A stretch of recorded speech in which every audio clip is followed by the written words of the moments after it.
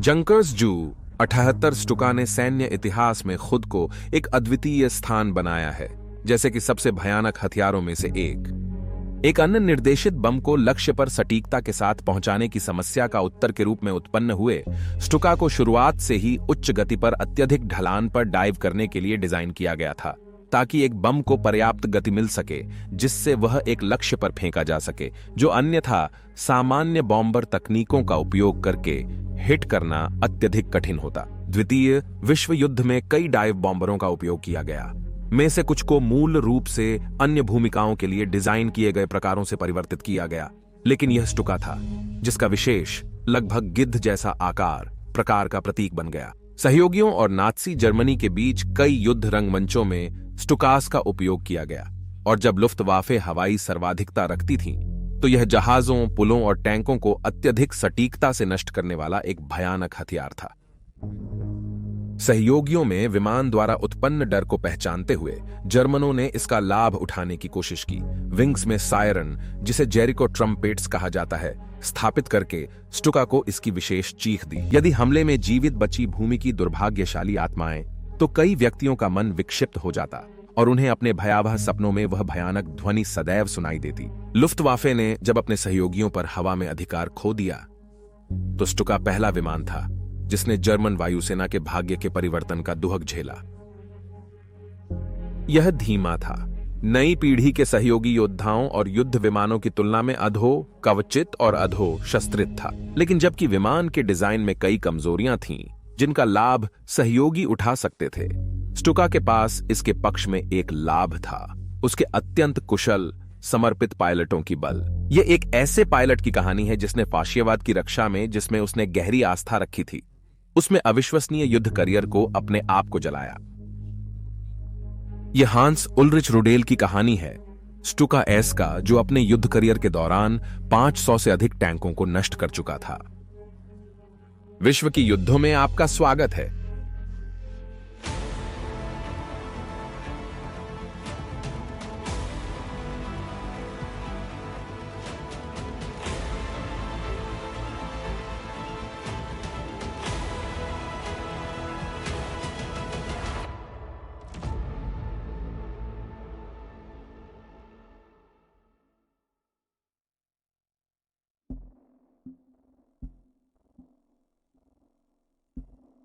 शायद यह निंदापूर्ण रूप से कहा जाए कि हांस उल्रिच रुडेल को पृथ्वी की ओर डाइव करने का करियर बनाने की नीयत थी।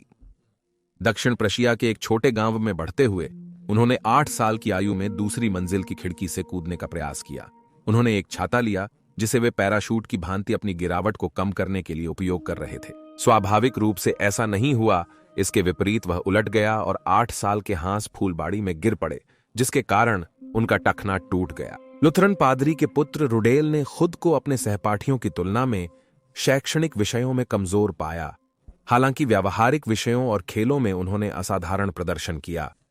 इस प्रकार अपनी अधिक प्रतिभाशाली बहन को परिवार के धन का अधिकांश हिस्सा मिलने के साथ हांस उल्रिच रुडेल को खुद को अधिकांशतः स्वतंत्र रूप से काम करने के लिए पाया, जिसने उनमें जीवन भर रहने वाली आत्मनिर्धारण की भावना को उत्पन्न किया। एक आम उदाहरण इस मानसिकता का यह है कि उन्होंने 10 वर्ष की उम्र में भारी हिमपात के बाद पहाड़ों में खुद को स्की सिखाया, जिसने बाहरी वातावरण को उनके हृदय में विशेष स्थान दिया।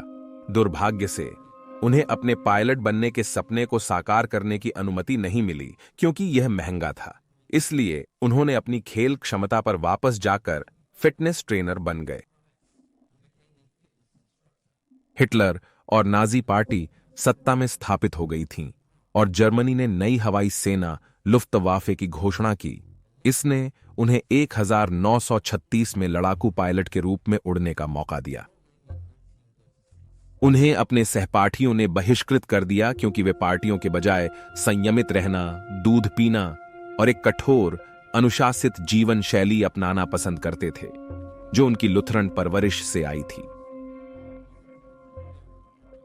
रुडेल ने उम्मीद की बजाय स्लीक, चुस्त और तेज मेसरश्मिट बीएफ 109 लड़ाकू की जगह खुद को पहचान और हवाई फोटोग्राफी प्रकारों में उड़ाते हुए पाया, जब जर्मनी ने 1 सितंबर 1939 को पोलैंड पर हमला किया। हालांकि एक महत्वपूर्ण मिशन, रुडेल कभी भी इसे सराहना नहीं करते थे और इसके बजाय लड़ाई में फंसने का एक तरीका ढूंढने की कोशिश करते थे, चाहे वह एक लड़ाकू या बम्बर में हो। 1940 में प्रशिक्षण इकाई में सेवा करके उन्हें फ्रांस और ब्रिटेन की युद्धों और रक्त संन्यास से बचाया गया।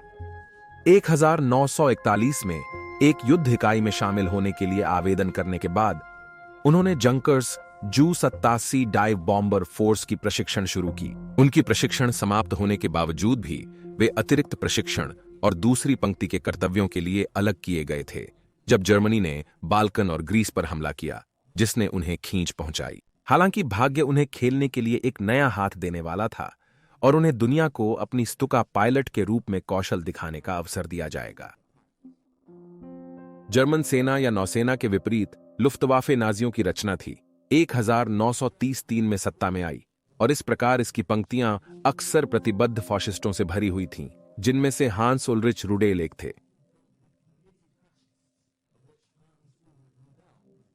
इस प्रकार वह और अन्य नाजियों की तरह मानते थे कि जर्मनी के पास कम्युनिज्म को नष्ट करने के अलावा और कोई विकल्प नहीं था, जिसका मतलब सोवियत संघ के साथ युद्ध था।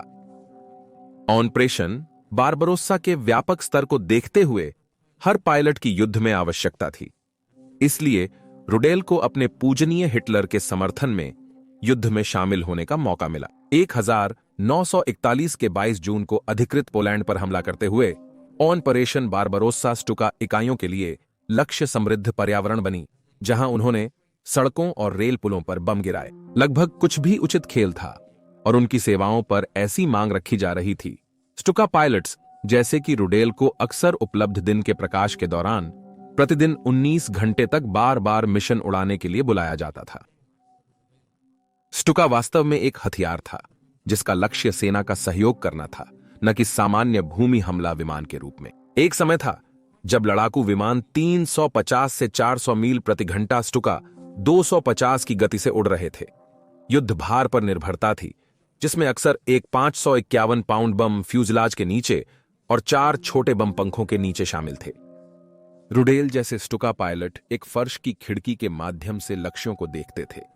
फिर उन्होंने अपने विमान को पूरी तरह से एक डाइव में घुमाया, कभी कभी 90 डिग्री तक ढलान। डाइव के दौरान स्टुका की धीमी गति बढ़ने लगती थी। ऐसे में डिजाइनर्स ने अंडरविंग डाइव ब्रेक्स को स्वचालित रूप से विस्तारित करने का विचार किया, जो डाइव की गति को 350 मील प्रति घंटे से ज्यादा नहीं करने देता था, जिससे पायलट को हमले की लाइन अप करने का समय मिलता था। हथियार छोड़ने के बाद पायलट और उसके पिछले कॉकपिट के एकल गनर को उच्च गति डाइव में जी बल का अनुभव होता था। रुडेल ने युद्ध के शुरुआती दिनों में ही अपना नाम बना लिया था।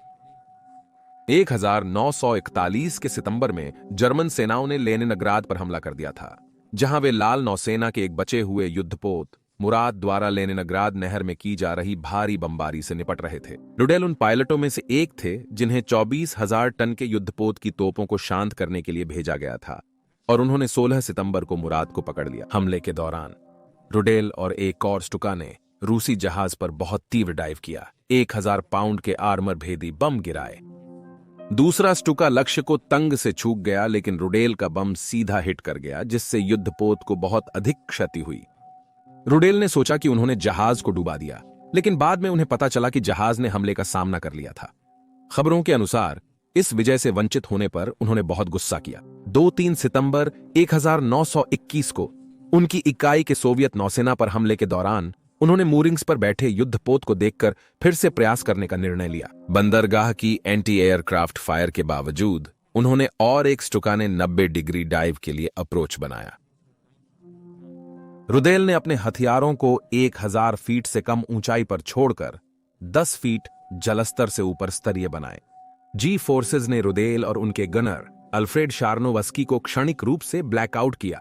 फिर शार्नोवस्की ने युद्धपोत का धमाकेदार दृश्य देखा जब यह अपने मैगजीन पर हिटकर विस्फोटित हुआ और इसने इसकी मुख्य गणों के लिए गोलीबारी को प्रज्वलित कर दिया। उसके बाद का विस्फोट ट्रेड को ऊपर उठा दिया, सुपरस्ट्रक्चर और आगे का फनल स्टारबोर्ड की ओर झटका दिया और हुल के आगे का हिस्सा तोड़ दिया, जिसमें 326 पुरुषों की जान चली गई। पूर्व युद्ध में रुडेल की कौशलें उनकी युद्ध समर्पण से जुड़ी थीं, जब वे सोवियत सेना पर मौत की बारिश करने के लिए उड़ सकते थे। लेकिन 1941 के अंत में जर्मन की किस्मत सोवियत मौसम के चलते ड्रामेटिक रूप से बदल गई। घनी बर्फ ने उनके आगे बढ़ने को रोक दिया और रुडेल जैसे कई पायलट जमीन पर अटके हुए थे। हवाई जहाज को बर्फ से मुक्त करने और बाधित सप्लाई चेन से ईंधन पहुंचने का इंतजार कर रहे थे। उड़ान भरने के बाद वह अब एरविन हेंशेल के साथ नए गनर के रूप में काम करता था, जो अगले 2 और आधे वर्ष तक उसके साथ रहेगा। 1941 में उन्होंने और उनके स्टुका उड़ाने वाले साथी ने अपने हवाई अड्डे पर साइबेरियन सेनाओं के बार बार हमले रोक दिए, जो कठिन मौसम से निपटने वाले थे। 1942 की शुरुआत में छुट्टी और शादी के बाद रुडेल को ग्राज ऑस्ट्रिया में प्रशिक्षण इकाई में पुनर्नियुक्त किया गया, जहां उनसे उम्मीद की गई थी कि वे अपने प्रशिक्षार्थियों को अपनी कौशल सिखाएंगे। इस समय उन्हें उनकी उपलब्धियों के लिए मान्यता प्राप्त हुई और उन्हें नाइट्स क्रॉस मिला। हालांकि पूर्वी मोर्चे पर बढ़ती हुई संवेदनशील स्थिति ने उन्हें अपनी प्रशिक्षण इकाई को कॉकेसस क्षेत्र में धकेलने के लिए स्वयंसेवी बनाया, जिसने अंततः स्टालिनग्राद की लड़ाई की ओर ले गया। फिर एक बार उन्होंने अद्वितीय कौशल और समर्पण के साथ सितंबर 1942 में अपना 500वां संचालन पूरा किया। 5 महीनों के भीतर वह संख्या दोगुनी हो गई थी। जैसा कि वह और उनके स्टुका पायलट्स ने अपनी असाधारण सटीकता का उपयोग करके स्टालिनग्राद में लाल सेनाओं पर हमला किया, अक्सर केवल कुछ 100 मीटर दूर जर्मन स्थितियों से। 1923 तक सोवियत उद्योग ने अपने टैंकों का उत्पादन बढ़ा दिया था, जैसे कि श्रेष्ठतम 3-4, जिसने लुफ्तवाफे को उन्हें हवा से मारने में कभी न कभी अधिक कुशल बनाने की आवश्यकता थी। रुडेल को जू 78 के परीक्षणों में भाग लेने के लिए सामने की लाइन से हटाकर लिया गया, जिसमें 30-7 मिलीमीटर एंटी टैंक गन्स थे। रुडेल और उनकी टीम ने 1923 में कुर्स्क की लड़ाई के दौरान नए स्टुकास के साथ टैंकों को नष्ट करने में साबित हुए, जो इतिहास की सबसे बड़ी टैंक लड़ाई थी। केवल पहले दिन ही रुडेल ने 12 सोवियत टैंकों को बाहर कर दिया।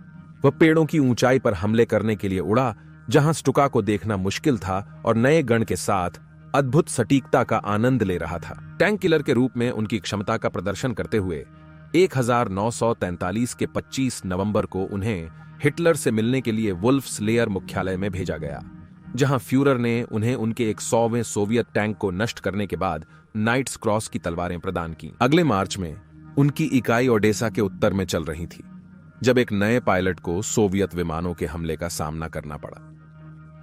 घबराया हुआ उसने सोवियत रेखाओं के पीछे उड़ान ली और रुडेल उसका पीछा कर रहे थे।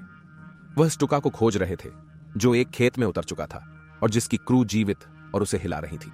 इसलिए उन्होंने उन्हें उठाने के लिए निकटतम स्थान पर उतरने की कोशिश की, लेकिन भूमि इतनी मुलायम साबित हुई कि उनका विमान फंस गया और वह और हेंशेल अब दुश्मन की रेखाओं में फंस गए थे। 4 स्टुका क्रू सदस्यों ने नेस्टर नदी की विपरीत ओर जर्मन रेखाओं की ओर जाने की कोशिश की, लेकिन कोशिश में उन्होंने हेंशेल को देखना छोड़ दिया, जो अंततः कोशिश में डूब गए। बचे हुए 3 फिर आगे गए, पर एक रूसी सैनिकों की टोली मिली जिनके पास सब मशीन गन्स थी और उनसे समर्पण की मांग की। 2 अन्य फ्लायर्स ने समर्पण किया, लेकिन रुडेल ने सोवियत पीओबू शिविर में वक्त बिताने का विचार नहीं किया और भागने की कोशिश की। जब वह भाग रहे थे, तब दुश्मन की गोली उनके कंधे में लगी। उन्होंने जर्मन रेखाओं पहुंचने से पहले ही 30 मील चलने का प्रबंध किया, जिसने उनके लोगों की खुशी बढ़ा दी। यह घटना ने रुडेल को नाजी जर्मनी के हीरो के रूप में मजबूत किया और उन्हें और अधिक पुरस्कार प्रदान किए।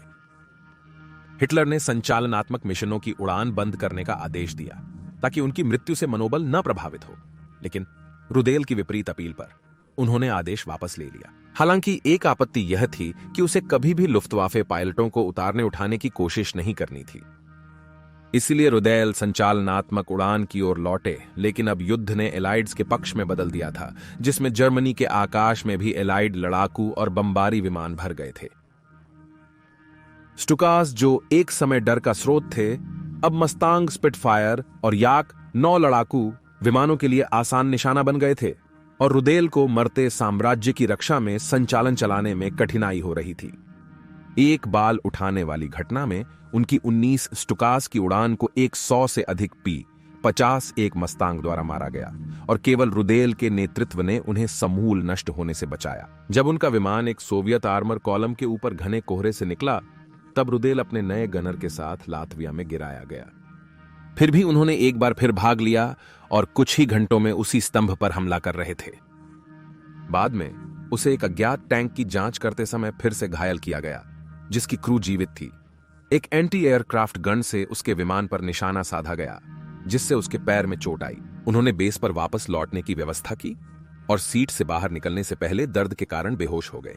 1944 के अंत में उन्होंने अपने स्टुका को कुछ समय के लिए फॉके वुल्फ 190 के भूमि हमला उन्मुख संस्करणों के साथ बदल दिया, जो अधिक सुरक्षित था। हालांकि उन्होंने अपना अधिकांश काम स्टुका में ही जारी रखा। अब वह टैंक मारने वाले एस, जिसने 400 से अधिक को बाहर कर दिया था, और फिर से हिटलर ने उससे उड़ान बंद करने को कहा और फिर से उसने इनकार कर दिया। 1945 के शुरुआत में हिटलर ने रुडेल को स्वर्णीय औक पत्तियों, तलवारों और हीरों से सजी योद्धा क्रॉस से सम्मानित किया, जिससे वह तीसरे साम्राज्य के सबसे अधिक सम्मानित पुरुषों में शुमार हुए। लेकिन रुडेल के कारनामे भी जर्मनी की स्थिति में सुधार नहीं कर सके, क्योंकि सहयोगी उसे घेर ले चुके थे। 1945 के फरवरी 8 को रुडेल ने बर्लिन से मात्र 50 मील दूर 13 सोवियत टैंकों के एक समूह के खिलाफ हमला किया। उनके समूह ने सभी को नष्ट कर दिया, छोड़कर एक को। अंतिम को खत्म करते ही उसे अपने दाहिने पैर में दर्द हुआ, जब गोलियां उसके फ्यूजलाज से फाड़ दी और उसे फिर से घायल कर दिया। उसे एक अस्पताल में ले जाया गया, जहां डॉक्टरों ने उसके पैर को काटना पड़ा। फिर भी उसने 25 मार्च को युद्ध कार्यों में वापसी की। उसने राइच के गिरने से पहले 26 और टैंकों को नष्ट किया। उसने अंत में हिटलर से मिलकर उसके जन्मदिन की शुभकामनाएं दी।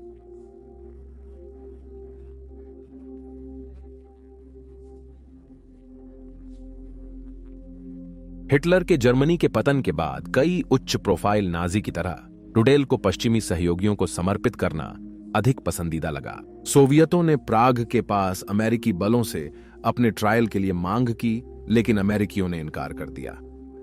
नाजी एसएस के मामलों में अक्सर अंतिम गिनती पर विवाद होते हैं, लेकिन उन्होंने मानवता के लिए तीसरे राइच के युद्ध के समर्थन में किए गए कार्यों पर शायद ही कोई संदेह हो।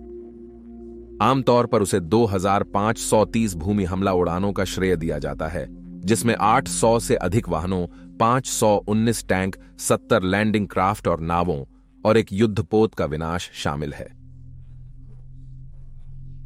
युद्ध समाप्त हो सकता था, लेकिन रुडेल अब भी फौशियवाद को उचित मानते थे, सो उन्होंने दक्षिण अमेरिका में शरण ली, अपने कारनामों पर लिखा और नए नाजी आंदोलन का समर्थन किया। वह 18 दिसंबर 1980 को 67 वर्ष की आयु में मरने तक जर्मन समाज में एक विवादास्पद व्यक्तित्व बने रहे।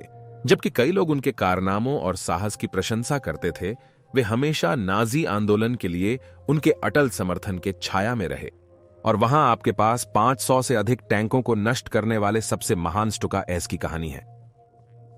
अपने विचार और प्रतिक्रियाओं के साथ टिप्पणी करें और चैनल का समर्थन के लिए वीडियो पसंद करें और सब्सक्राइब करें। देखने के लिए धन्यवाद। अगली बार मिलेंगे।